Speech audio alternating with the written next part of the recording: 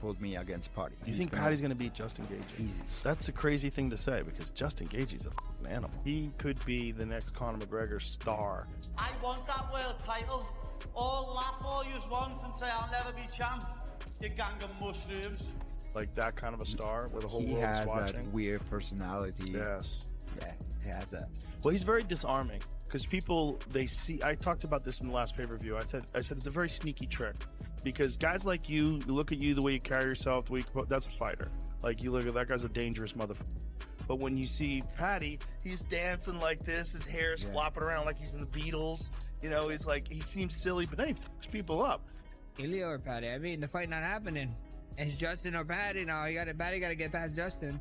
Justin's a tough fight, bro. I don't know. A lot of people sleeping on Justin on the Paddy fight, which just makes me ridiculous. Damn, what could be next for Paddy? Ilia says he thinks Paddy kills Justin Gaethje. I don't think kill him, dude. Justin Gaethje is so fucking solid. But again, 5-round fight, 2, 3, 4 rounds into the match, and Paddy does score a takedown. Now he's got maybe Justin Gaethje on his back in half guard. That's very plausible. Justin forgets he could wrestle. He definitely trains it, but you could see why Ilia thinks that a little bit. Plus, Justin Gaethje's 36, Paddy Pimblett's 30 years old. But again, you can't count Justin Gaethje out. He could knock Paddy the out. I would lean towards Justin. Paddy Pimblett creates a stir throughout the MMA world by openly asserting he intends to knock out Justin Gaethje. He isn't portraying it as a hopeful projection or simple bluster for attention. He conveys it with utter conviction, maintaining the outcome will shock all those watching. Pimblett portrays himself as utterly certain of his capacity to finish a formidable striker in the lightweight division, emphasizing that he believes this moment. Everyone's going to be shocked, to be honest, because I think I'm going to knock him out. So people won't expect that. People think I'm just going to try and grapple and take him down when I'm not. I'm going to come out and I'm going to put it on. Expecting an early knockout, a late knockout, somewhere in the middle. I don't see him getting past the third, just like Chandler. Justin Gaethje similarly embraces the chance to contend for another interim belt at UFC 324, seeing it as a stepping stone to something more significant. He sees this scenario as an opening to compel a forthcoming clash with Ilia Topuria. Concurrently, he accepts his part as the game changer, casting himself as the upset specialist who excels in such scenarios, much as he did when he sabotaged the highly anticipated. Last time you won that interim belt, you threw it on the ground in the cage, says it wasn't the priority for you. Do you have different feelings towards it this time and what it could mean at this point in your career? Yeah, I mean, it wasn't that it wasn't the priority. It was that I knew Khabib was next. And if I was going to sit there and think that I was any kind of champion with that belt, with Khabib being next, I think I was, going to be foolish. I needed that mindset to prepare for that fight, and he beat me. And but ultimately, like I said, this gets us paid as a champion. And it definitely gives me the chance to fight Ilia. I want to fight Ilia. I want to play spoiler just like I did in Khabib and Tony. I'm going to f this up for everybody. And there's going to be no Paddy and Ilia. I'm going to do the same thing I did for that fight. And then I'm going to fight Ilia on the White House card if he's ready to fight again. We'll see when he's ready again. Is approaching his UFC 324 preparation one day at a time. His concentration is on daily effort, increasing his readiness, and he states he'll be totally ready and sure to defeat Paddy Pimblett and secure his title bid on the White House card. Justin Gaethje mentioned, it's just one day at a time for the moment. I'm going to work my butt off. The days will gather, and I'll be fully prepared and sure of my capacity to defeat Paddy and gain my title opportunity on the White House card. That's the goal. Justin Gaethje has stepped up his personal readiness for the Paddy. I did an extra workout on Mondays, so now I have 3 workouts, and I really tear my body down so I can.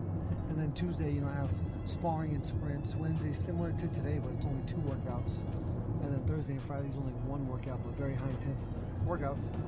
And so I think I'm going to be, I really knew for a fact that I was going to fight in the future, so I was, doing everything I could to be in the best shape of my life. And conversely, Daniel Cormier believes that Islam Makhachev, having left lightweight, Arman Tsarukyan may be the best fighter in the division. He places Tsarukyan next to Ilia Topuria, emphasizing that they shine not just for their skill, but for the momentum and intrigue they contribute to the weight class. From Cormier's perspective, a prospective contest between them holds unique significance. It is a logical fight for the division's future. I think that Arman Tsarukyan is doing everything he needs to do to stay active. Listen, man, this guy might just be the best lightweight in the world. Since Islam's gone, he's really good, man. He's big, he's strong, he's physical. The champion, Ilia Topuria, is tremendous. I think Ilia and Arman are the two best guys in the world. I think they need a fight at some point because I think Paddy Pimblett is awesome. Justin Gaethje's awesome. Arman and Ilia seem to have something. And not only something in terms of skill, but between the two that we could build a great fight around, right? So yeah, I think Arman's fantastic though, man.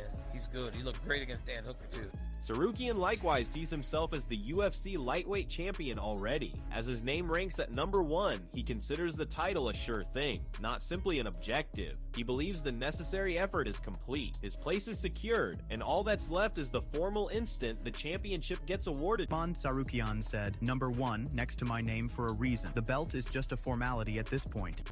And Eurasia Faber sees Ilia Topuria as more likely to become a 3-division champion than Khamzat Chimaev or Alex Pereira. He cites Topuria's skill set and observes his exceptional power could transfer well to heavier divisions. Do you see a guy currently in the UFC or in the future of the UFC having 3 belts before it's all said and done? 3 different weight classes. Maybe it's a Khamzat Chimaev, maybe it's an Alex Pereira, maybe it's somebody else. Do you see it happening, Uriah? I could say Ilia Topuria. That guy, I mean, with his skill set, he seems to have some crazy power that could translate to the higher weight classes. Because, you know, the only thing you're combating when you go up and down weight classes, I did the same thing. I was a world champion at 145 pounds, top contender for years at 135 pounds. You're just fighting different battles. It's you're a little bit faster when you're the smaller guy. You're a little bit stronger when you're the bigger guy. But it really comes down to technique, willpower, and the fighting spirit. And I think Ilia right now, he has the... Meanwhile, Dan Hooker asserts Ilia Topuria displays minimal desire to fight Arman Sarukian. He depicts Sarukian as one of the hardest stylistic opponents in the division and believes many challengers evade him. From Hooker's outlook, Ilia's absence shows hesitation, suggesting he sees Arman as a serious and dangerous threat. Calling out Ilia, he would fight. He would win that fight, you reckon? Oh, I think there's a reason that Ilia doesn't really want to get in the octagon with him. I think Arman's a problem, and it's everyone in the division is kind of ducking him at the moment. You know, Ilia's taking some time off. And then the other two don't want to fight him. Paddy and Gaethje, they both don't want to fight Arman, so now they're fighting each other. So he's kind of just left in the lurch. Maybe I'll get past BSD, and I think I'll be the only guy to put my hand up to run it back with Arman. Ilia Topuria rebuffs suggestions of evading Arman Sarukian, responding with irony, not worry. He doubted Arman's dependability, implying true competitors offer no alibis when confronted by difficulties. Topuria labeled the critique as noise, making the moment a trial of grit, not talent. Directamente, toda la gente dice que tienes miedo de Arman y te tengo que preguntar por eso. Bueno, al final ya sabes lo que pienso sobre la opinión de los demás. Arman, bueno, es un buen luchador, ha tenido sus oportunidades en las que se ha negado a competir, ha tenido su oportunidad de pelear por el campeonato del mundo, se ha retirado del combate. Todos los luchadores hemos enfrentado dolores de espalda, dolores de brazo, de pierna, de todo, y aún así nos hemos presentado en el combate. Él por alguna razón no. Y él sabe cuál ha sido esa conversación interna. Tal vez se ha tenido que cambiar los calzones después de tomar esa decisión. Ilia Topuria furthermore attempted to mock Arman Sarukian, eliminating any semblance of respect between them. He portrayed the circumstance as exceeding mere trash talk, signifying his patience with Arman as a competitor had ended. The demeanor confirmed their feud had become overtly hostile. Tienes una persona enfrente a la que le estás dando cariño, en la que estás invirtiendo el dinero que realmente te está devolviendo las cosas de esa manera, al final tú le seguirías dando cariño. No. Bueno, pues eso es lo que están haciendo. Lo que han dicho, se han sentado en una mesa y ¿sabes lo que han dicho? Que le den por el culo a Arman Sarukian returns fire at Ilia Topuria, noting the clear divide between Topuria's statements and his conduct. From Arman's viewpoint, someone stating they will retreat for private issues ought not frequently appear in headlines. He cast the issue as deceit, not a rivalry, signifying he discredits Topuria's statements prior to giving his frank critique. Topuria said, "You're talking about taking time off from fighting to fix your family issues, but it looks like you have plenty of free time for all these interviews. You're a joke." Luke Rockhold thinks Arman Tsarukyan poses a significant challenge for Ilia Topuria due to his top-tier grappling. He highlights Arman's wrestling and general ground skills as superior, positioning the contest as an authentic measure of Ilia's actual mat strength. Despite recognizing Ilia's ground proficiency, Rockhold sees Arman existing in another class where his grappling might compel confrontations that expose a distinct gap separating good. I feel like with Arman Tsarukyan, just before I get off, do you feel like he would have beaten Ilia Topuria had they fought for the actual undisputed title? I mean, he's going to be a problem for Ilia for sure. I mean, his wrestling is legit, his grappling is legit. We really get to see how good Ilia is, on the ground in that space, because he's good, but Arman's elite. So I don't know. We'll see how that all works. Paige Jackson acknowledged initial reservations about the bout, identifying Topuria's striking and confidence as prospective difficulties, yet comprehending why fans desire the contest. Conversely, Bear DeGidio completely endorses Arman Tsarukyan, commending his dedication, superior endurance, wrestling and flawless blend of striking and grappling techniques. In DeGidio's estimation, Arman represents a much more comprehensive mixed martial artist than many widely perceived. Quite competitive, more so than it first appeared. Arman? Yeah, the whole world wants to see Arman and Ilia. Who do you got? Be honest. Be honest. That's the fight. Who do you got? I'm be honest.